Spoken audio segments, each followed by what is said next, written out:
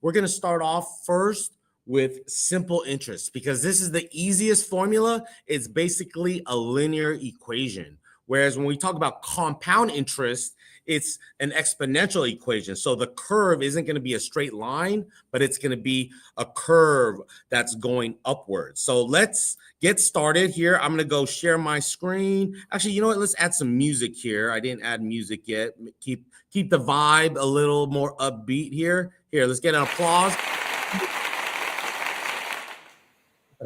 All right. Here, I think my right now. That's a heartbeat. All right.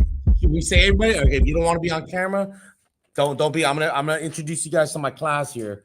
All right. Oh, yep. They all camera shy right now. All right. We got Kevin back there. Kalel, Taya. All right. Now you guys are ready. Oh, Allison, did you just get some screen time? All right. So now what we're going to do here is we are going to here add a little bit of music. I think Jordan here says she liked this beat, right? All right. So now let me share my screen and we're going to talk about simple versus compound. Ready to go. We here represent at Cal Hills, Milpitas, California. If you guys don't know, we're in the 408 area code. All right, Kalel, you want to drop a flow? I think Kalel, you want to rap on this real quick? All right, let's do this. Man, we about to go viral. This is gonna be the first viral math teacher on YouTube. So let me lower down the music, and we are ready to go. All right, I'm gonna share my screen and then bam.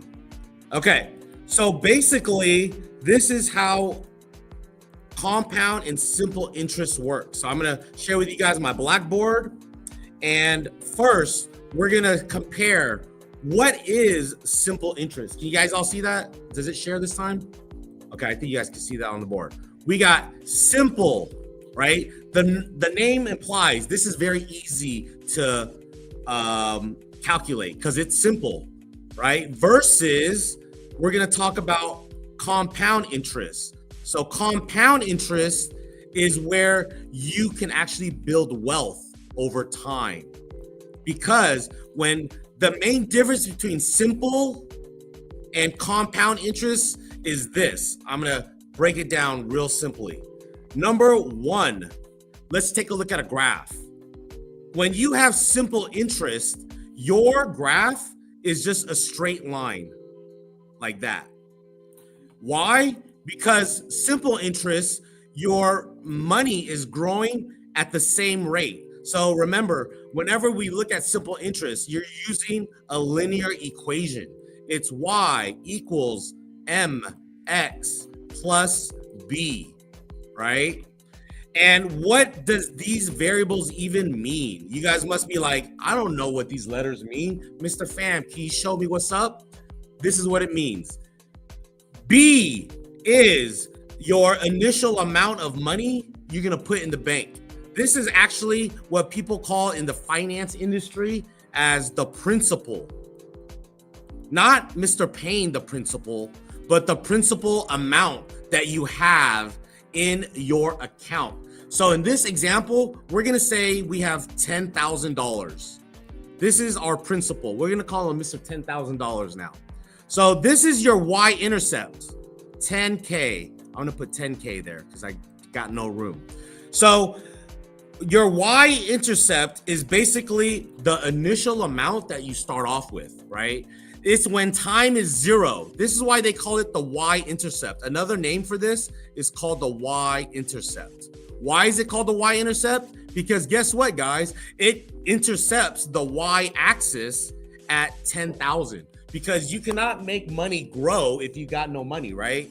You need money to make money. That's how the wealth actually build wealth, is they don't work for money. They allow their money to work for them. So, I think I got a phone call ringing. Hold up one second. Pham speaking. I do. Pi, do you have the forms that Miss Morell gave you yesterday? No, she don't got it today. Yeah. All right. Okay, bye. All right. So here, sorry about that, guys. I had a quick phone call for one of my students. So here we have simple interest. You got to start off with initial amount, right? If you got no money, you can't make no money. So let's say you start off with $10,000. And what are these variables mean? Okay. So M is the constant rate. This is how much money, because this is a straight line, this is how much interest. So we're going to call this interest, right? Do you guys know what interest means? Interest is the money that you're making, right?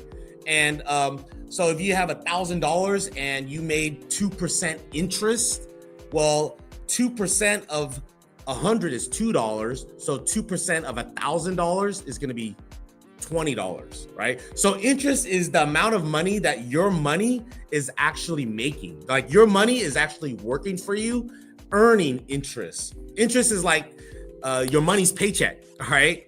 So interest, and what does X represent in this financial equation? X represents the time, right? Is it agreed the more time you have invested, the more money you make, right? So if you invest time, let's say 1 year, you could also invest for 2 years, for 3 years. So the more years you put it in, the more interest you make. And it's very easy to calculate. You just multiply how much interest you made. Let's say in this case, $20 a year.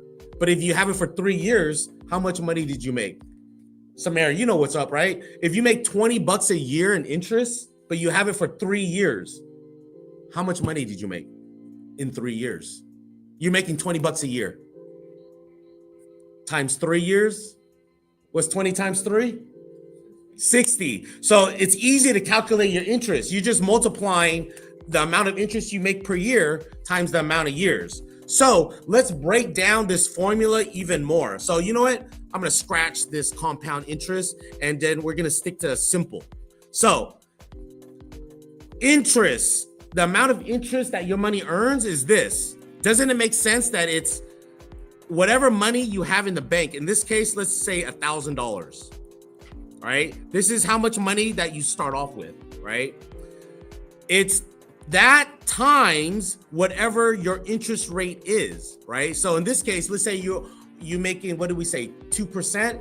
So in this case, this would be 0.02, right? That's the same thing as 2%, right? Because a percent is always out of 100. That's why 2% as a decimal, isn't that 0.02? This is in the hundreds place, right? It's always out of 100. 2, that's also the same as 2 over 100.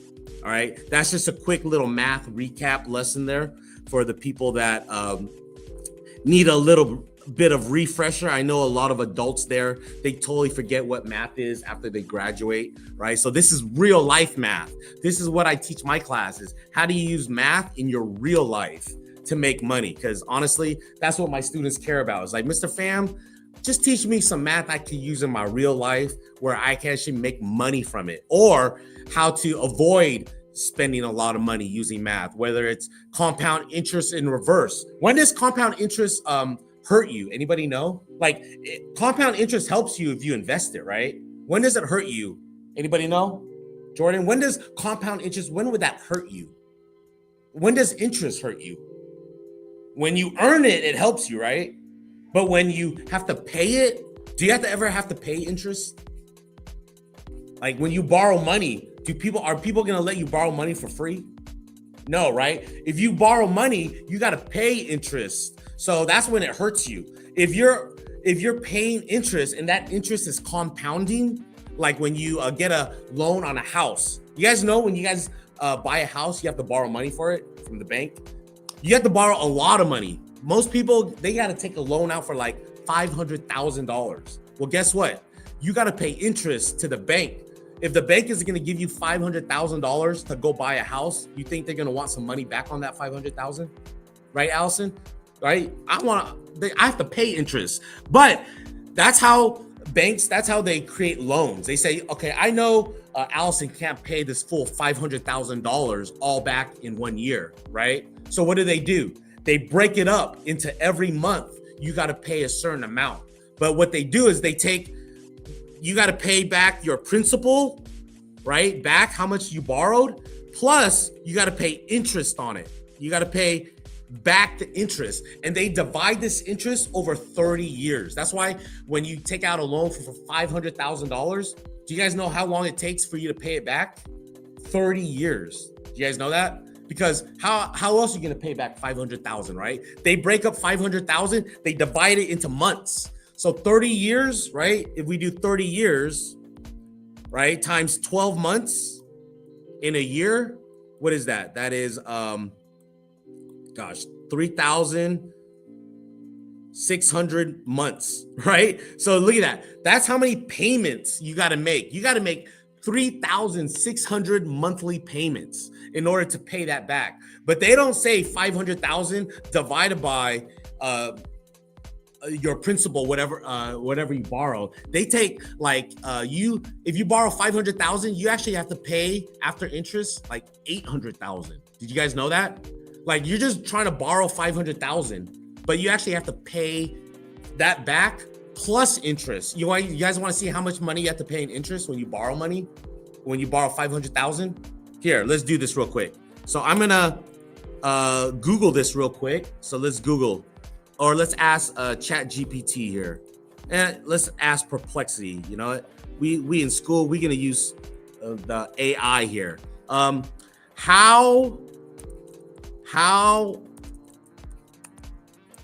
I gotta spell first. How much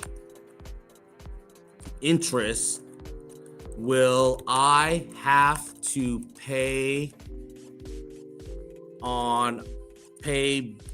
back on my 30-year, let's say 5%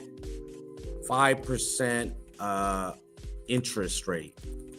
Okay, so basically it's saying if I borrow $500,000, whoops, I have to ask them, on a $500,000 loan. Okay, so let's learn together here. To determine how much interest you have to pay back, first we got to know what the loan amount is. That's the principal, right? That's how much money that you're borrowing, or what you begin with. So this tells you the formula. So here, 500,000. Can you read from back there, Jordan? No. Samara, you want to read this? All right. Allison, you want to read this for me? Can you see this? Can you see that now? Okay. Read this for me. For a $500,000 loan at 5% annual interest rate over 30 years, like this is pretty much what's called a 30-year fixed rate. How much do you have to pay a month? What does it say? How much do you have to pay a month to pay back this $500,000 loan in 30 years? Every month? How much? All right. So this is kind of like your rent, right? This is what people call as their mortgage. So if you buy a house, you're paying the bank back. Did you guys know most of your parents, you guys live in a house right now, even though your parents might have bought it like 10, 15 years ago, you guys know that they still owe money on that house? You guys know that, right? Like, most people don't go and say, here, I want to buy that $1 million house. Here's $1 million, right? They say, okay, I want to buy that $1 million house, but let me go get a loan. Actually, let me put down a down deposit, which means let me give you like maybe $100,000 that I was able to save, but I have to borrow the rest. Does that make sense? You just put down a little bit. Typically, they ask for like 20% of the value of the house. So if you want to buy $1 million house, what's 20% of $1 million?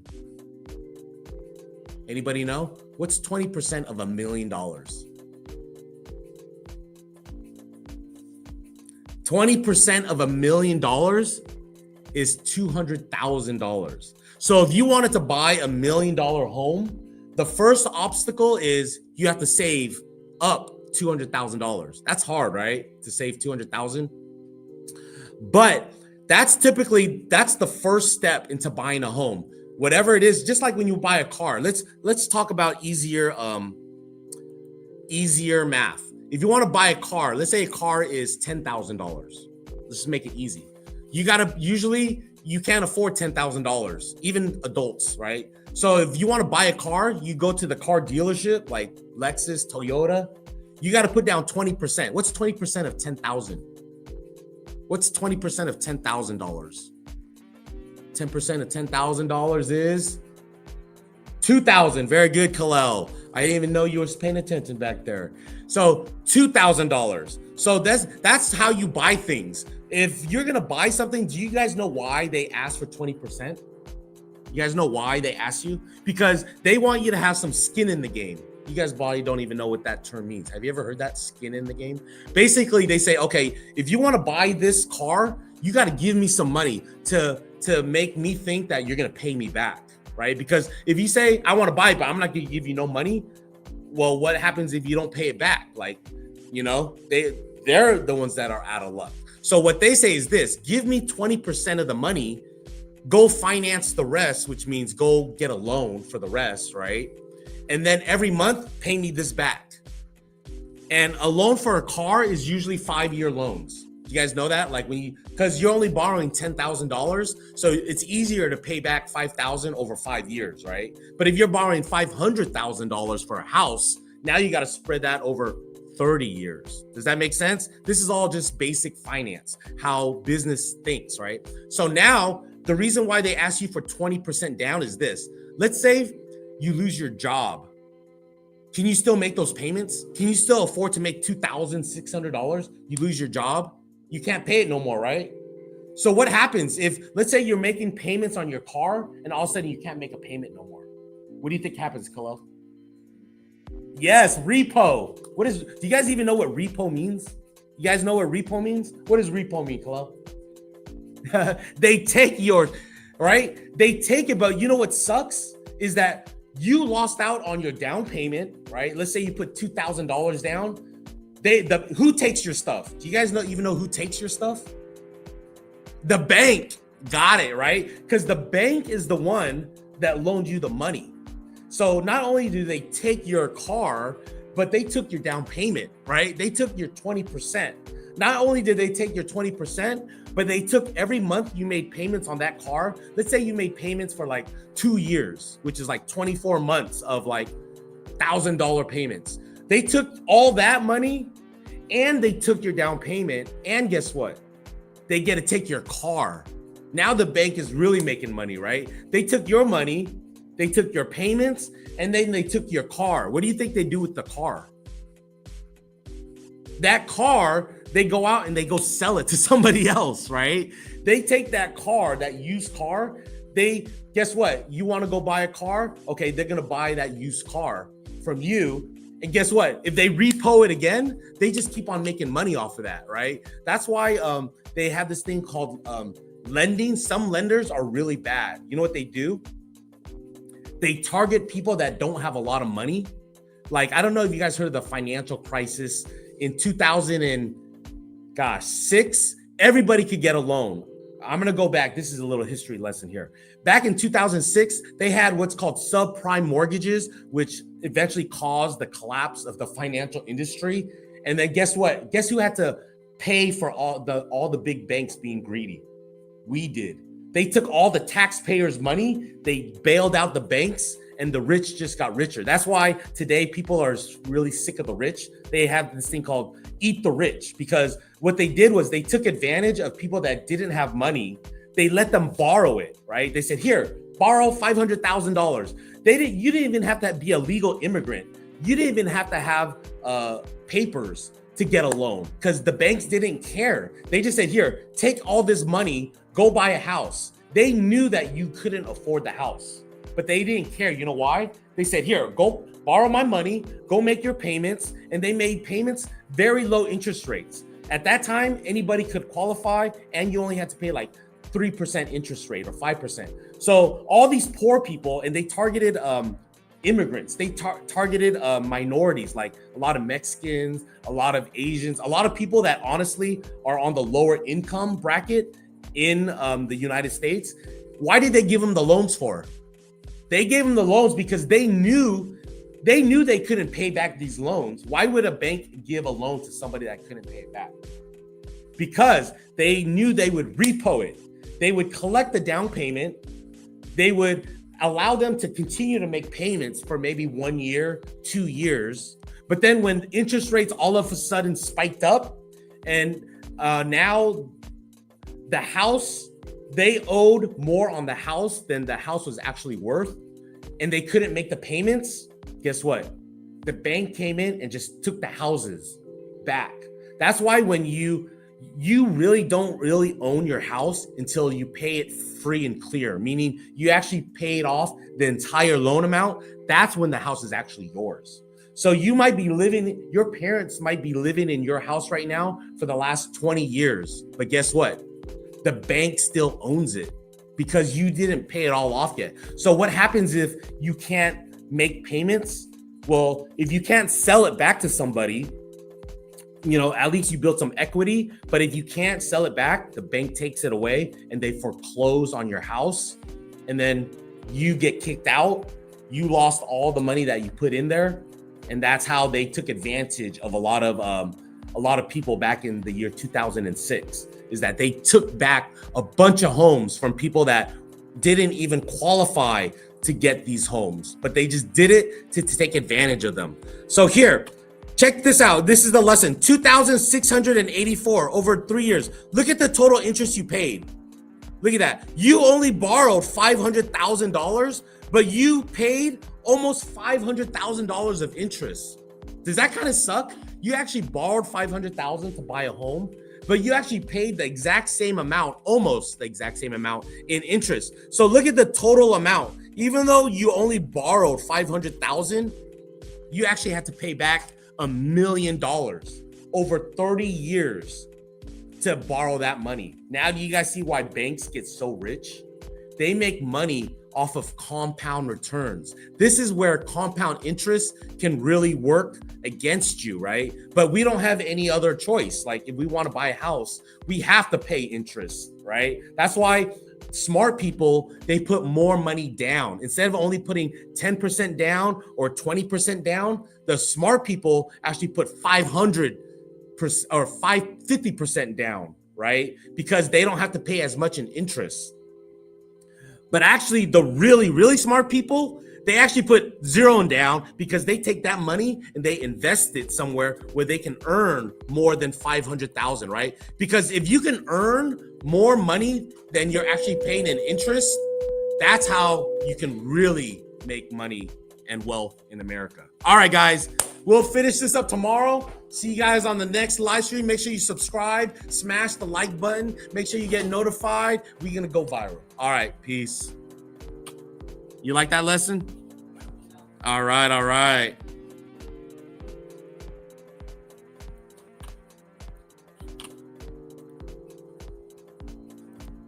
Okay, I'm ending the live stream.